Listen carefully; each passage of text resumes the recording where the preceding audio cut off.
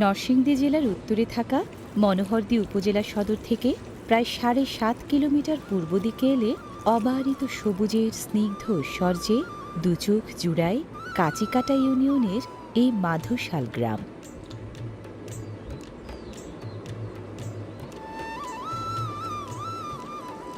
কাঁচিকাটা ইউনিয়নের প্রাণকেন্দ্র থেকে মাধুশাল গ্রামে আসতে পাড়ি দিতে হয় প্রায় ৪.৫